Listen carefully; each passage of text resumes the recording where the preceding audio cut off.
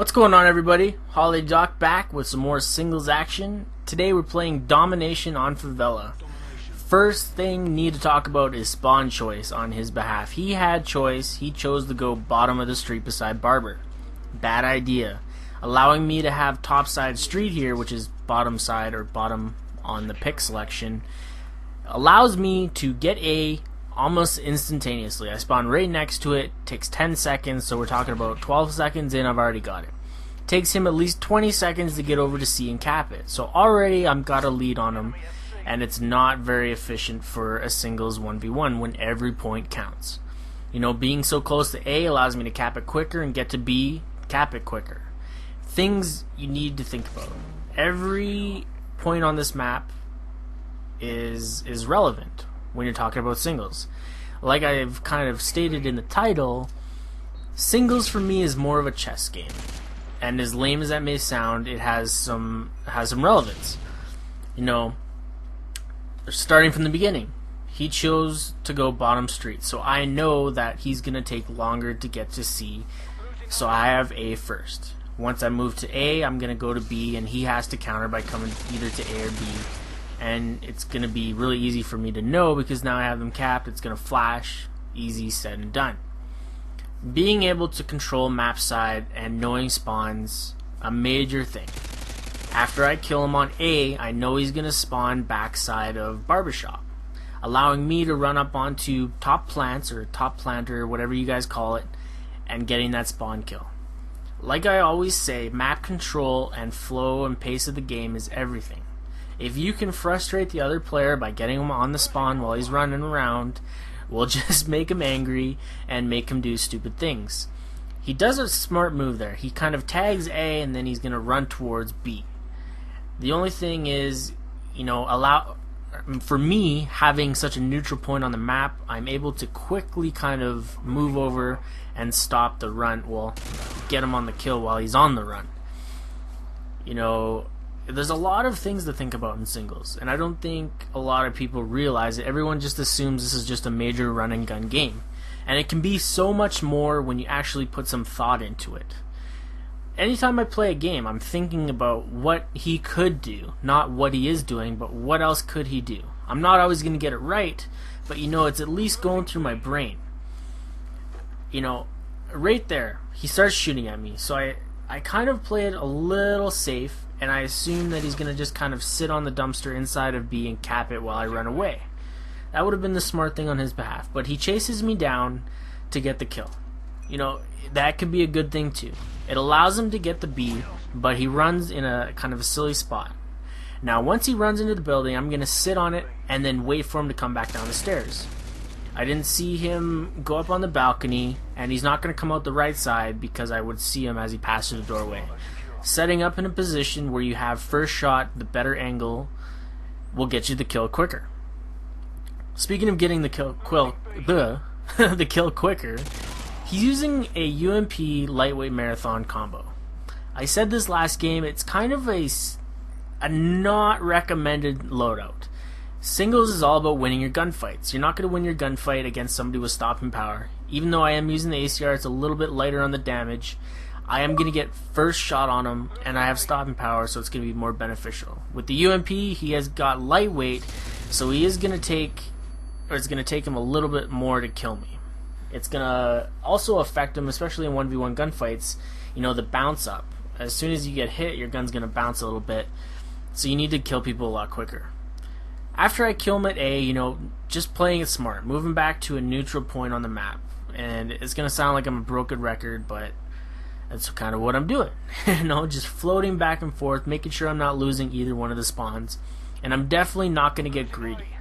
You never want to go for 3 points. You only need 2 points on the map on domination to win the game anyways. Time and time again, you know, playing in publics, you're going to see people go for a 3 flag cap. And you're just going to screw up the spawns. People are going to be sporadically spawning everywhere. And it's dangerous. After I get the kill on A, you know, making sure I hop on the flag as soon as possible. You don't want to lose any more points than you've already lost. I'm going to move back to B because he didn't come right side alley, so I assume he's going to go for B. I don't know where this guy was going. He was really confusing me, and like I said, I'm always thinking about what the other guy's gonna do. After he doesn't, initially just go on A, go on B, they got the spider sense, it's tingling, and I didn't know where he was going from. Luckily, I did catch him trying to, I don't know, knife me or whatever, or get a kind of a flaunt kill or whatever you want to call it. He's just being a dumbass. And what can I say? He's losing almost every gunfight because of that lightweight. Had he had stopping power, I probably would have lost almost every single one of those, because he did have the very first shot on me. So, if you're trying to be successful at singles, please don't run around aimlessly and put stopping power on.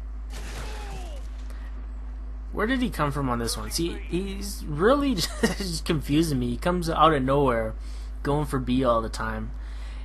If I was locked down at B, or if I had an opponent that was locked down at B like myself, I would keep going for A, because he was at least successful at A at capturing it. If he would have held it down a little better, he probably would have had some more points on me. It would have been a lot closer game. After he caps B on me, I'm more worried about finding out where he is than just randomly hopping on that flag. I did catch him topside green. I didn't know if he seen me or not when he was jumping down into the building. So I'm just going to kind of play it off, go tag C, and make him kind of come out of hiding. When I realize that he's going for A, the flag's flashing, I'm going to go cap B right away. B is the focal point on this map. B seems like the most important thing for me to get. Once I have B, I have two options. I can go for C flag, which I don't want, or I can go for A flag, which I do want. A flag is a lot easier to defend and a lot easier to get back to. B and A are really close together. It allows me to transition a lot more easily. Right here, he almost gets turned on, but that stupid pole was in the freaking way, and I couldn't get the kill. So now I'm worried. I'm about to get triple capped, because he just took A, now he's got B. I'm in a bit of trouble. I can bounce back if I get there soon enough. One thing I just don't understand, he took his time getting onto the flag. As soon as you get that kill, hop on that flag. It takes 10 seconds to cap the flag. You got a 5-second respawn, and it's going to take you about 7 to 10 seconds to get back to that flag to find you. He should have had B without any question. He should have had it. But he wasn't able to get it, and it's just time and time again he seems to screw it up. Right here, I don't know where he disappeared to. I thought he was on the little mailbox or whatever that is, but lightweight letting him down again. So, broken record. I don't really want to bore you with talking about the gameplay anymore, because it's pretty self-explanatory. He goes for A, I go for A. He goes for B, I kill him at B. Float back and forth, yada yada yada. What else to talk about? Well, I've been trying my balls off trying to get on Machinima, so hopefully somebody will respond back to an email or a message, and I'll be able to get my own contract on Machinima, because I've got a lot of really cool stuff planned that I'd love to do for a much bigger audience. And it's not like I'd be wasting it on the subscribers I already have, but it's just, you want to save the good stuff for the good stuff, if you know what I mean. Also, some more important news. I am officially on the Bleed team with Dr. Disrespect, Double Trouble, GFX Lab, Dr. Rewog, everybody. Or Murder Toys, sorry, I forgot about him. A lot of big guys on Machinima already. So I'm really happy that they're giving me the opportunity to kind of make vids with them, hang out, and hopefully create some great content. Dr. Disrespect is all about quality over quantity, and he's a big preacher about it, and I totally agree. I hate people that spam videos on Machinima simply to get views. I talked about it a bit in the podcast with Woody's Gamertag, which should have been up on iTunes already. I'm not sure what's taking so long. As soon as it is, I will link you guys and we'll get it out there. Big thanks to everybody, really, who's helping me out with a couple of my side projects. You know who you are. And I'm really excited for Black Ops, because theater mode is just going to release so much more availability on what I can do and how I can do it and how I can show everybody. So this has been Domination on Favela. Not one of my best kind of maps. It's hard to play singles, especially when you don't like it, and I don't play it. But I try my best. This series was a viewer request that was requested a lot. So I figured, hey, I'm going to play a couple singles matches, get it out there for you, and that's that. Holiday Doc, out of here. Thanks again.